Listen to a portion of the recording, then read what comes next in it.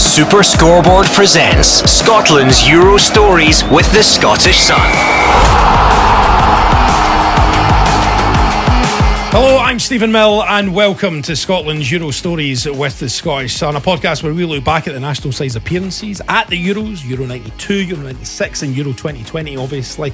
And remember, you can get all the latest news and views on Scotland in the Scottish Sun, as well as all the summer transfer moves and rumours at thescottishsun.co.uk. I am joined by the Scottish Sun's head of sport and Super Scoreboard extraordinaire when it comes to quizzes and everything else. It's Roger Hannah. How you doing, Roger? I'm good.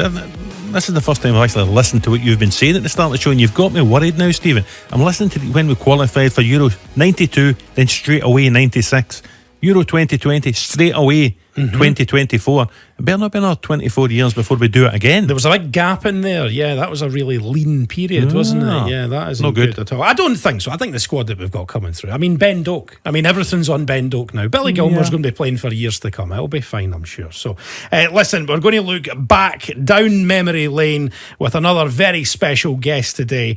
And this is a man who's played at 3 major tournaments for Scotland, including both Euro 92 and Euro 96. 53 caps. He's in the Hall of Fame for Scotland, scoring 9 goals, some very important goals along the way as well. It's former Dundee United, Blackburn and Newcastle United striker Kevin Gallacher. How are you doing, Kevin? I'm very well, Stephen. Roger, everything's great. Thanks for giving me the bell. No problem at all. Great for you to join us on the line.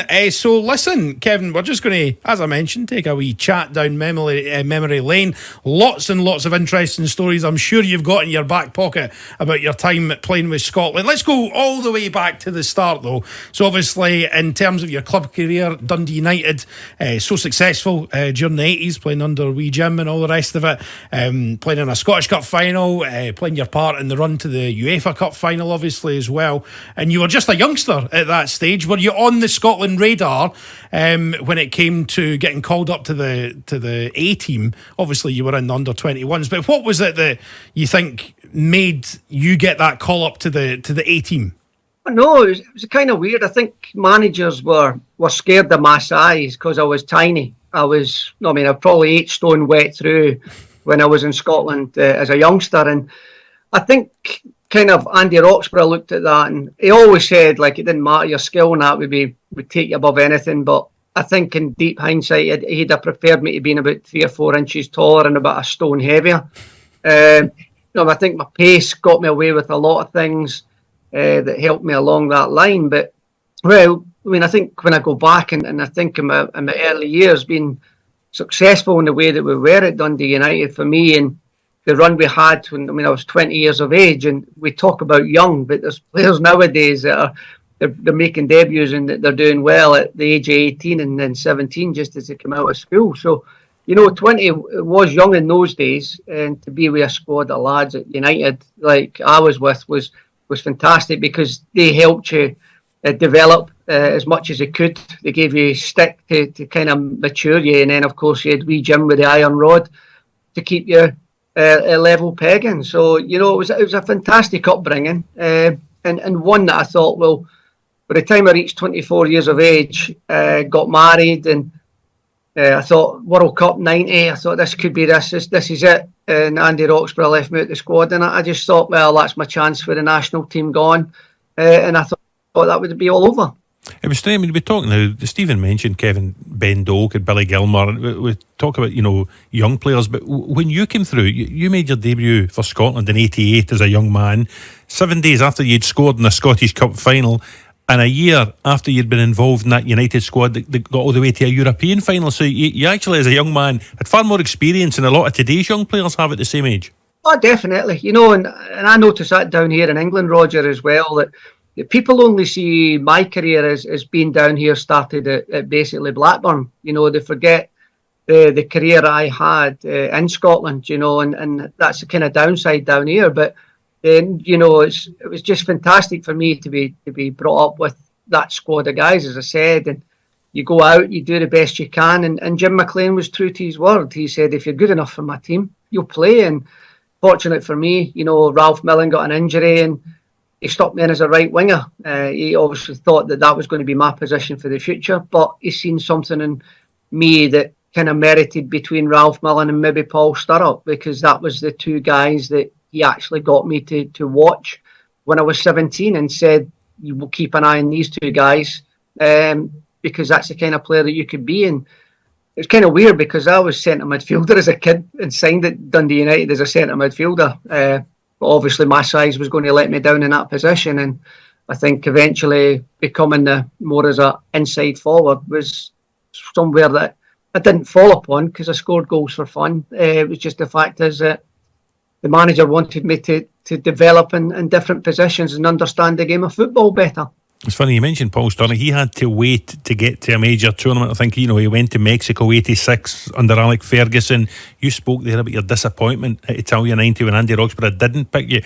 What was the elation like a couple of years later when Andy saw the error of his ways and added you to the squad to go to the Euros? It was kind of weird because when you're not in the squad initially, like you kind of thought, right, that's it. My summer holidays are ready. We booked a caravan site in Pitlochry. That was where we're going to go on our holidays and up there. And unfortunately, my wife went on her own because I got called into the squad. And the next thing I know, I was at the Euros and in Sweden. And I just thought, wow, it was a whirlwind for me to go there, knowing that you've got Germany, Holland, and Russia, or CIS at the time, as it changed the name. And for me, it was just unbelievable. And I took it that basically I was a hamper carrier. I was going there just to help carry players' boots and just back everybody up. In terms of the two differing calls that you would have got, I'm guessing it was Andy Roxburgh who phoned you before Italia '90 to say, I'm sorry, Kev, you've not made the squad. And I'm guessing it was him again who gave you the good call before Euro 92. Talk us through those two phone calls that you would have got, because I think people are interested in how this works. And, obviously on a human level, you must have been absolutely devastated in 1990 and then elated, as Roger said, in 1992. Yeah, in 90 I was disappointed. We went down to one of these shows in Newcastle at the time.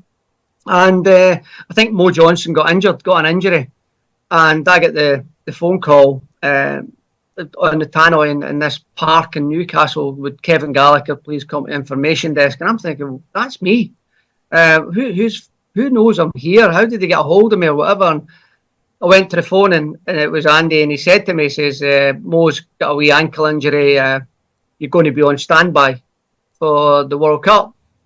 And I thought, damn, that spoilt my holiday. So I thought to get myself ready. So it was a bit of a shock because I had everything planned for the holidays, but wee Mo didn't actually spoil it because he passed his self fit and I didn't get, which was disappointing. But at the end of the day, when 92 came along, you're hoping to get that illustrious call again, and you never know. You're older, you're wiser, and all that stuck in the back of my head was Andy Roxburgh's words of saying, Kevin, you need to play first team football to get involved in the squad. But I knew that was a lie because I was playing first team football from January to the end of the season and I never got in that 90 World Cup squad. So I thought, well, should I bother? Should I really be interested? Yes, it would be great for me to get to that level and be with the guys. I've played against them week in, week out. And just to go and play alongside them because they're the best in your country, and that's what I wanted to do. And when you get that call, it's elation, it's nervousness, and it's like, wow, I'm actually there now. It's just how do I stay there? We always hear about players talking about their managers and coaches that they've worked with, and I think all of them probably just want managers and coaches to be straight with them. It sounds like you think that Andy Roxburgh wasn't being straight with you there at all. Yeah, no, it's one of those things. At the time when you're young, you're a little bit more naive, and you kind of, when you see the squad list comes out, it's all over the nationals, and your name's not on it. You don't get a phone call to tell you why you're not on it. You kind of think, okay, I'm not good enough. You look at the squad of players that went, and you think, oh well, that's just a shame because there's quality in there, and I'll cheer the boys on. I'll sit and support them and go along that avenue, and that's what I had to do. So it's just one of those things. Sometimes it's gut wrenching to take it that way, and unfortunately, it's a time that I thought I was doing well. I kind of had a little fallout with Jim McLean. I got married in the summer. And Andy said to me, he just said, Kevin, you need to be playing first team football to have a chance. And to be fair, I moved to Coventry City in the January, played every game, played every cup match that they had available, and I played every B international that was available. I played every friendly that Scotland had. I turned up to everyone. And when he named that squad, I wasn't in it, and that was the hardest part to take. You mentioned earlier on about obviously who we were drawn against Euro 92. Obviously a nice easy group. Germany, who were the World Cup holders, Netherlands, who were the European champions at the time, and Russia, of course. I mean, when you're lining up against literally some of the greats of the game, it must have been surreal for you to line up against these players and think, oh, right, I mean, how are we going to cope with these for the next 90 minutes? Well, I was just pinching myself, it was kind of easy for me because when they named the first game against Germany, you're there and you're not playing, and you're not playing against Holland either, and you kind of think, right, well, I'm back up, and then you get on. It's like surreal, because you have to have all the information that's gone out to these players, which we take in and absorb it, and then go out and then try and put in a performance to get a result back. And that's what I had to do in the first two matches, and I thought, well, you go out, it's a Dutch side and a German side, they both won this competition, they're massive, you watch them on the TV, you watch these world superstars, the Hullets, Van Bastens, and you got the Karl-Heinz Riedlas and at the centre forward for Germany, and you got all these guys and you're thinking, oh wow, I've watched them on the telly quite a lot, the quality players, and it's just nice to be on the pitch with them, but it would have been nice to go on and done a little bit of damage against them, but unfortunately, coming off the bench, it's quite difficult at times, and especially at this level, as I found out, you need 2 or 3 chances in club level to score a goal. You only get 1 chance at international level, and you've got to take it, and that's the biggest step up that you've got to take in football. You kept all the damage to that last game against the CIS, a historic first win at a Euros for a Scotland team, still to this day our biggest win at a Euros. What was that day like? What was that game like? It was relaxed. It was kind of weird because everybody knew there was going to be changes, but we didn't know how many changes, how he was going to change it, and we were on basically hiding to nothing. We didn't want to finish bottom of the group. We needed goals. And we're just hoping things would click, and it seemed to do it. They were a fantastic side, full of top international football players around Europe. And everybody was thinking, oh, this will be easy for Scotland, as we always do. But we took this more seriously, just like we did with the Holland and the Germany game. And we thought, well, if we can put in a performance, we can stop the CIS from going through, and we won't finish at the bottom. So it was just a case of try and get a victory. And we took out and get 3 goals against them was phenomenal, and be part of the first 2 and be part of the starting lineup was fantastic for me. And it's just a shame he didn't start with the first 2. We might have won them as well. We spoke to Stuart McCall on an earlier podcast that we did, and he was saying that the Russians were extremely confident in winning that game, so confident that they had champagne on their bus for their journey home as well. Yeah, they did, and the thing as well was one or 2 of them played with the Rangers lads, so basically they were filling them with all the information, and their lads were lapping up Coisty and Paulie, like they were just like, as they were, just being the typical jokers in the camp and making everybody relaxed as they would do, and telling you this is what they're saying, this is what they're doing, and they're going to come out and kick our butt, and we've got champagne in the bus to celebrate qualifying because we're going to beat you. I mean, just absolutely. It's great to go out and get such a win over a team like that, and especially when they think they're going to win as well. I mean, there's nothing better than that. I'm just looking down who you had to compete against there, though. You mentioned Ali McCoy's, Gordon Dury was there, Big Dunk, Brian McClare was obviously in and around the squad. There was some major competition for those forward jerseys at that time, Kevin. Well, there was. There certainly was, and I mean that's why I think deep down in my stomach that I wasn't so kind of worried, because I knew it was, if anything, you're a backup player, and the guys that are playing phenomenal, Brian McClare, Man United, Motherwell, Celtic, unbelievable footballer, and you're thinking, you don't think of yourself as a match or better than these players. You kind of you want to go along, and if you get an opportunity, you want to try and take it. And I mean, against CIS, I got the opportunity. Didn't score a goal, but at least you're in a winning side that left on a big high, and the celebrations after it from the Scotland fans were phenomenal. You know, it's a week's holiday for them every time we seem to go away, and they enjoyed it. And just to repay the faith of the Tartan Army with a victory, I think was the most important thing that we had to do for them. Sorry, on you go, Roger. No, I was just going to say, Andy Roxburgh, of course, left after the next World Cup qualifying campaign. We didn't get to United States. Craig then took over the role. Did you feel that was the real start, if you like, or a restart to your international career? Because so many of your highlights seem to come under Craig Brown. Yeah, and I mean, a lot of them come under Craig. You know, I had Craig as the 21s manager, and, you know, he had a lot of faith in what my ability was and what I could do. And, you know, it was brilliant in the way that what he wanted to do at the national team and put it into a big club feel, even more so than what Andy did. So that side of it seemed to suit myself better. But, you know, I had 2 years out the international set up after Euro 92, and I snapped my leg in February 94. So we didn't qualify for anything. So I thought, well, it's not so bad. I thought I'd be back, 6-7 weeks with the broken leg. It was 6 or 7 months later, and I was still chomping at the bit, thinking like, I might never play again here. I don't know what's going to happen. And then I got myself back into the kind of 95-96 period, and I started for Blackburn in a game, and then I ruptured my hamstring, which sent me out till the Christmas period.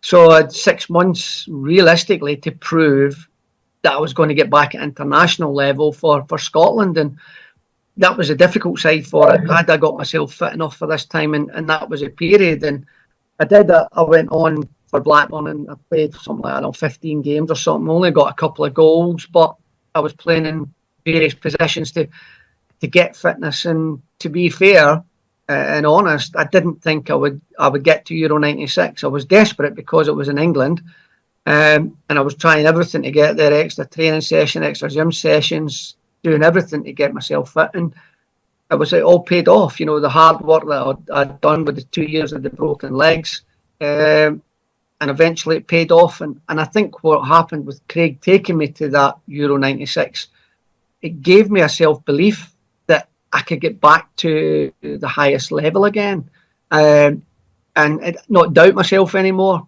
And that's what happened. And the next 2 seasons after that Euro campaign were probably my best period, I think.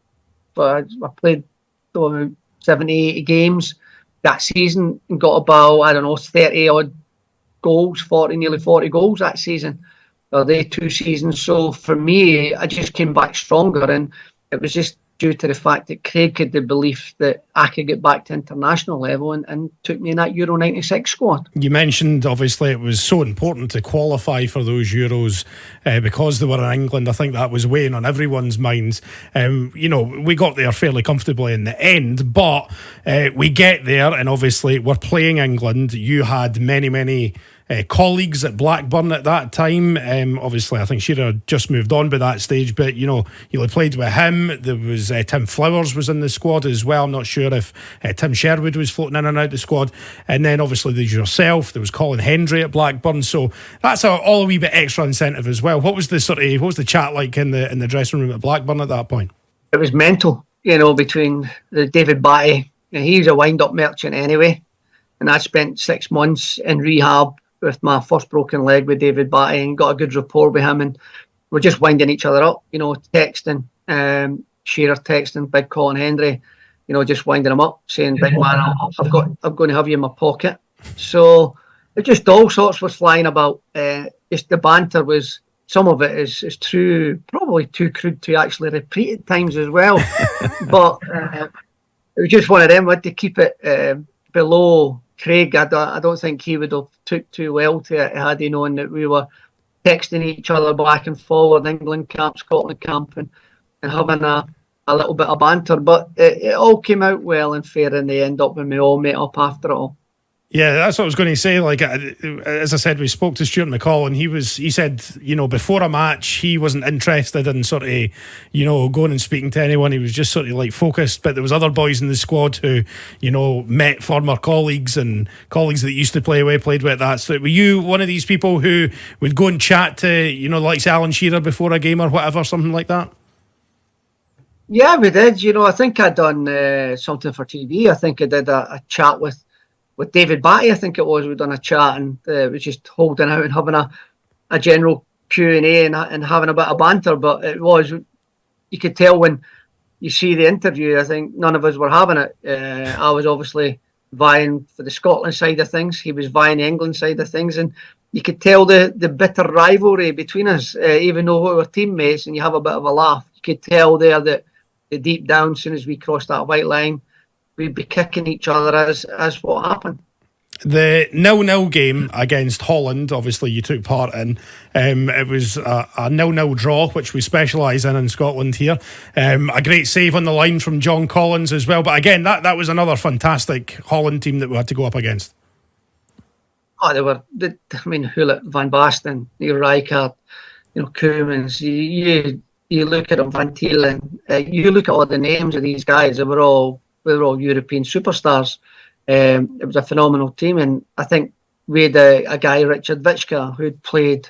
Well, he turned up for one match for Blackburn when we won the league, and Richard and I think Craig Brown thought, well, you can play against a teammate, you know what he's like, and I think Craig underestimated how good Richard actually was for the Dutch national setup, and he kind of wanted me to go more as a wide and play against this 3-5-2 or 3-4-3 system that Holland had, and it kind of worked out a little bit. But I knew when I played in that game that I was nowhere near to the speed, to the reaction of being back and ready to actually play. And it was kind of disappointing. It kind of disappointing for me, the performance that I put in for the standard that I kind of like to have set myself. And I think I got subbed in the second half. And then that was it. Basically, that was the end of my campaign. I was back on the bench again and backing the lads up. But it gave me that little bit of a carrot to go to the next level. And there was disappointment again that we didn't quite get a place in the history books. We couldn't, that team wasn't the first team to get through a group stage at a major finals. That last night against the Swiss, what was it like watching from the side? At one stage we were through, then the Dutch scored at Wembley and we weren't through, and ultimately we didn't make it again. It was really weird, Roger, because when you're sat on the bench and you're getting information, it's getting filtered across from different people and who got it on a transistor radio or the TV in the background or whatever. And it was kind of weird because the funniest part was, Coisty scored an unbelievable goal and we were thinking, that's it. And then we heard England have gone 4-0 up. And we're like, well, we've qualified. This could be the time. This is us. We're qualified, really. And Craig Brown has got up and Craig's just shouted on, guys, calm down. We're qualified. Came back to the bench and he went back out again. Guys, get forward. We need to score. Hey, Holland have scored. We need to score now. Get forward.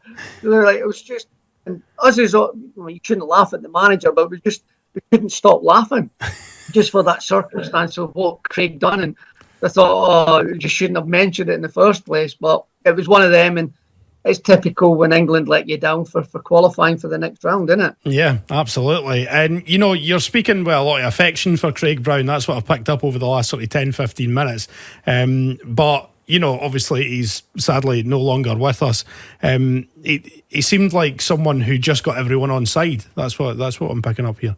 Yeah, he did. And as I said, I'd been with him at under-21s and there was that kind of fatherly figure there, and helped you develop as a young lad, assistant with Andy, and he kind of helped bring you into that squad as well. Then when he took over, he wanted to do it his way, not Andy's way, and changed it a little bit further, made it really, really more like a club side rather than an international side, and he took it that way, and that's, I think, why everybody grasped that. I would say, well, 90% grasped at it. There's one or two players didn't feel like they were welcome to it, but everybody else got on, and the way it happened, and he had to shuffle players around, as you always do as a national manager. And as I said, we all speak very, very highly of Craig because he treated us like adults, as we did with him. And when you're playing as well, you have the utmost respect for his tactical ability,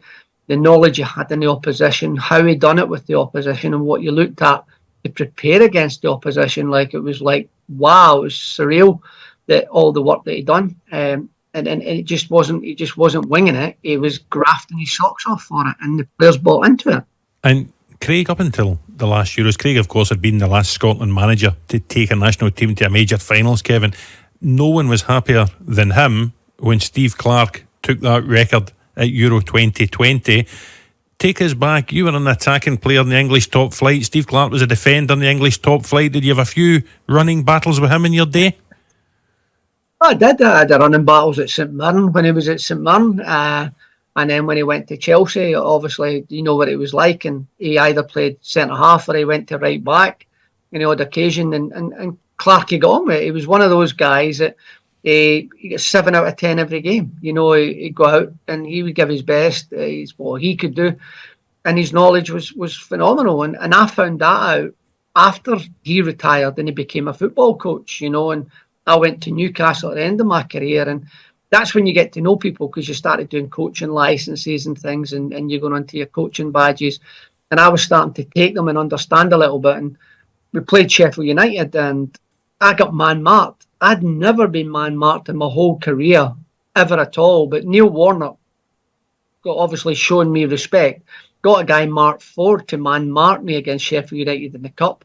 And first 45 minutes, everywhere I went, even if when I went to the toilet, I turned around, the guy was right behind me, and I couldn't shake him off. And I came in at half-time, and Clarke pulled me, and he just went, why don't you go and stand still in the left wing for 5 minutes and see what he does then? And that little teeny tiny bit of information just helped me. Within 5 minutes, I scored a goal. So the knowledge he had and what he could see in football, you know, and the aftermath of it was phenomenal. So I knew then that he could go on to become a great coach. Managing, I didn't know, but with the international setup, I think he's doing a fantastic job. And you see, in your work now, I know you do a lot of media work still in the north of England, you follow Blackburn a lot, you will see a lot of the Scotland squad. I think the provisional squad that Steve's picked, there's about 9 players who play in the English Championship. It's still a good level, isn't it? It's still a level that can prepare some of these lads to go and play international football, Kevin. Definitely, you know, and when everybody talks about the English Premier League and things, but the Championship is what I class as a real English game again, you know. The Premier League, everybody plays the same style. They all want to play like Manchester City and Pep Guardiola's style. Not everybody can do that, because not everybody has the pace all the way throughout the season. But in the Championship, everybody is different. You get your long balls, you get your ones that take out the back, you get your ones that play football, you get your ones that don't. And you know, it's a difficult league. It's a tough league because you don't have VAR to second check everything. And it's still the same way as what football was back when I played. And, you know, I think VAR's changing the top level of football, and I think everybody's getting very frustrated with the state of it. And the Championship, you know, I watch it every single week, and I follow teams in it, and you follow the Scottish lads, and, you know, they're holding their own in it. I would probably say about 6 or 7 years ago, there's a lot of the Scottish lads couldn't handle the Championship because it was so difficult, and they disappeared. They went back to Scotland, or they've gone somewhere else to try and resurrect their football career. Yeah, in terms of the squad as a whole that Steve Clarke has picked for the Euros, you know, obviously there's disappointment, the likes of Lewis Ferguson missing out with injury, Aaron Hickey, Nathan Patterson, but it's still a really strong squad. And is it realistic to expect, or not expect, but hope that Scotland will get through out of this group, even though it is a tough group as well? No, it's a tough group on paper, there's no doubt about it, but I think this is probably our best chance. You know, I think the group of guys we've got on the offensive, we can certainly score goals. Yeah, we can lose goals as well, but sometimes if you can get it together, this for me is the section that I think they can qualify for. And, you know, it's never say never for this, because when you play in Germany in that opening game of the World Cup, or opening game of the Euros, I should say, that's the best time to probably get a German team, because you can catch them cold. And hopefully that's what you do. You know, we nearly caught Brazil in the opening game of '98 World Cup. We nearly caught them cold when everybody had written us off. Okay, we did eventually get beat, but when you get them in the first game, that you can get a result. And I'm just fingers crossed that this can be the time that we can get the results. But Hungary and Switzerland, they're probably on par with us, and I just think we could get a result if we can get our first 11 out there. Are you getting over to Germany, Kevin? I'm not going to get there. I went over to the World Cup in 2006. I absolutely loved Germany. I thought it was so well organised and everything that ran in that World Cup. So I'm absolutely jealous of everybody that's going over to this one, because I know how well that they have run a World Cup, and the Euros I'm sure will be run just as much. Yeah, I would imagine so. Listen, Kev, we're going to wrap up in just a wee second with a few quiz questions. So we'll explain that in just a wee second. But I've got some quick fire questions for you as well. Who was your roommate when you were at Scotland, your regular roommate? Try to think which ones were which now. Because I had Brian Gunn at one, Colin Hendry at the World Cup, and... Did you get to pick them? No, I don't think I did. Did you not? At the start, I didn't. I know for Euro 92, I didn't get to pick it. Right. I think I just got put. But I'm trying to think who. I can't even remember who it was. And were they all right? That is it. Were they acceptable roommates, Brian Gunn, Colin Hendry? Nay, sort of shenanigans? Oh, yeah, Oh, no shenanigans. Like, we never seen Colin Hendry, because obviously he was a skipper, so he was always in Craig's room. The tactics were slaughtering the rest of us. So from that side of it, no. When we done the Euros, I think Euro 96 was Brian Gunn. Derek White. I think I was in with Big Whitey for one of them. Who was the teacher's pet? Teacher's pet? I think it was Coisty. Coisty was always teacher's pet. Okay, fair enough. We've had a few different answers for that one, to be fair. Again, we've asked a couple of the boys from Euro 2020 about who picked the tunes in the dressing room. Was that a thing when you were in the dressing room? Did you have a boombox? How did it work? We had one of those gramophones, I think. Who was the best singer of the national anthem? I don't know, but we mimed it quite a bit, some of the boys. You mimed it? Yeah, well, Craig Brown's philosophy, if you do not know the words of a national anthem, just mime it. Because it looks good on the telly. Yep. Well, there's a lot to be said for that. Yeah, well, I mean, to be fair, I didn't actually realise this until we started recording these podcasts, that Scotland the Brave was the national anthem. We used it like Euro 92 and stuff like that. I mean, I could barely tell you the words to Scotland the Brave, so no wonder you were miming it. Who was the moaniest player in the squad, Kev? The goalie liked to moan. All right, good. The goalie did. Who did you manage to get a shirt from when you're swapping shirts? Who's your proudest one that you managed to get? You know what I normally do is I normally have a little party in my garden, and I'll do it again for the Euros, and I'll go and I'll get the Pickford's box out and I'll dig the shirts out, and there was one shirt that I thought was all right. It was Victor and Opco for the CIS. Mm-hmm. And I had a guy came over and he wanted that shirt badly. And I didn't understand it, but because CIS, it's a one-off year that they played apparently. Mm-hmm. And that shirt, he said, is just phenomenal for that time, and I just thought, all right, and I'm glad I kept it. I'm glad I swapped it, and it was Victor Anopko, the central defender. I think Germany, I got Sammer. That's decent. Sammer. Yeah. But I think I got Van Tiegelen for Holland. Mm-hmm. Euro 96, I got Stuart Pearce. Who did I get for Holland? I can't remember who I got for Holland. It'll come back to me soon. And Switzerland, I can't remember the names. Yeah. I must be honest with that. Yeah. Hey, listen, you've done well there. That's very good. Matthias Sammer, was he not won European Football Player of the Year, I think, in the mid-90s? That's not bad at all. Who was your toughest opponent for Scotland? Toughest ever opponent I came across was Franco Baresi. I felt like I was watching the match. I was up front with Maurice Johnson in a place called, I think it was Perugia. Yep. It's amazing how memories last flood back to you. And I felt like I was watching a central defender take the mickey out of centre forwards for the first time ever. And I just remember this one thing, and Remo was brilliant at it, at getting the ball, using his backside, spinning the defenders. And this guy, Franco Baresi, this older guy, and he was leading this back line, and we didn't know whether we were going to be offside, onside, would the dog back, run forward. He would just pillar to post with us, and then all of a sudden he took the ball off Mo, and I thought, right, this is it, right, get into position just in case we get the ball in midfield or something and we can go in a counter-attack, bit of pace over the top. And no, he plays a 1-2, he gets down the line, he has a dribble, a step over, gets down the right-hand side and puts a cross in. And Vialli nearly scored from it. And I thought, oh my God, who is this guy? He was just unbelievable. And then when I watched him for Milan in the Champions League, and you just thought, I played against him, I can't believe it. And he was what a footballer he was, a brain. He could do anything, he could defend, he could attack, he had skills. A great footballer. Oh, I heard he was quite good back in the day. I heard he was quite good. Finally, you've played for some big name managers.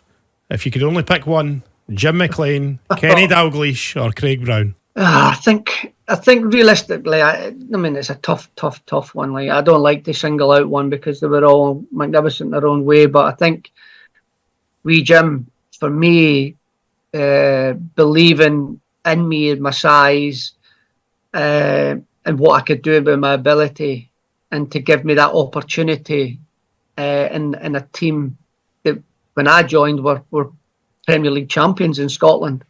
So for me to join that group of guys and develop that way, I think that set me in good stead to go and work with the best managers like Craig Brown, like Kenny Dalglish, and understand the game better. Yeah, okay, that was a good answer. Right, Kev, just quickly before we go, we're going to do the Summer European Football Tournament quiz. Now, I don't know if you can see this on your screen. We've got a trophy here. Right, it's like my player of the year as a kid. I think we got it for the same shop, I think. Yeah. So listen, at the top of the leaderboard just now, as we record this, is Stuart McCall with 7. Okay, so there's 60 seconds on the clock. You'll get through as many questions as you can. Obviously, if you don't know the answer, just pass or have a guess, whatever it is. 60 seconds on the clock. General knowledge Euro questions. Okay, so it's nothing hard. You'll know the answer to these questions. Okay. Yeah. Right. Are you ready? Yep. Ready. Your time begins now. Who won the Golden Boot at Euro 96? Klinsmann. Shearer. How many points did we end up on at Euro 92? Euro 92, we ended up on two points for a win back then. 2. Which team were the runners-up at Euro 96? Euro 96 runners-up. The winners.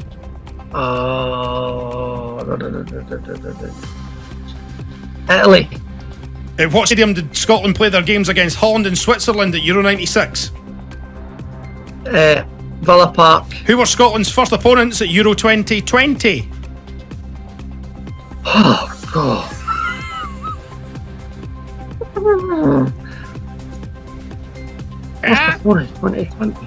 Oh, fast! How many teams were at Euro 92? Holland, Germany, CIS. Kev. Come on. There's a lot of pressure in this. Quizzes are harder when you're under pressure. They are harder when you're under pressure, as Kevin has just rightly showed there. So listen, we'll go through the answers. You got there eventually. Who won the Golden Boot Euro 96? You said Klinsmann, but then you corrected it to Shearer, so we'll give you that one. Well done. How many points did we end up on at Euro 92? A trick question from producer John there. 2 points. 2 points. He didn't fall for it. Answer. Well done. 2. Which team were the runners-up at Euro 96? You said Italy. It was Czech Republic. They got beat Czech by Republic. Germany in the final. I know. Oliver Bierhoff with the goal. Villa Park, you got that, so that's you up to 3. Who were Scotland's first opponents at Euro 2020? It was Czech Republic again. Czech Republic again, I know. And how many teams were at Euro 92? I'll give you a second chance to get this answer. 28. There was only 8 teams at Euro 92. There was 2 groups of 4. Oh my God! See, I'm so up to date now. I'm way ahead of 92. Aye, that's what it is. There should have been 28 teams. So what was that? It should have been 28 teams. That's what it is now. Exactly. That was a 3. And I've got some bad news, Kevin. That's you bottom of the table, unfortunately. I've got good That's news, all right. Kevin. You're not getting that trophy. That's good news. Yeah, exactly. You won't get the coveted trophy now. So you can rearrange your mantelpiece wherever you were thinking you were going to put it. So That could hold up the mantelpiece. very true, very true. Kevin, thanks so much for being on the podcast with us. It's been a pleasure to chat to you, and I hope you enjoy your summer, whatever you got up to, your garden party. Hopefully you managed to punt a few more Russian shirts and all the rest of it in your back garden, and we'll hopefully speak to you soon, mate. All right? Yeah, thank you very much. It's been a pleasure, guys. Brilliant, great, Kevin. Enjoy it, because I'm going to enjoy it, and I'm going to enjoy the party as well. Excellent. Yeah, I'm sure we all will. Thank you very much to Kevin Gallacher there for joining us on Scotland's Euro Stories with the Scottish Sun. So remember, you can stay ahead of the game with the Scottish Sun Sport online. Just head to thescottishsun.co.uk. And of course, you can check out Clyde One Super Scoreboard's YouTube channel, I should say, and all the podcast feed for some more of our episodes there. We'll see you next time. Roger, thank you very much. Thanks, Stephen. And we'll catch you next time for some more chat. Cheery bye.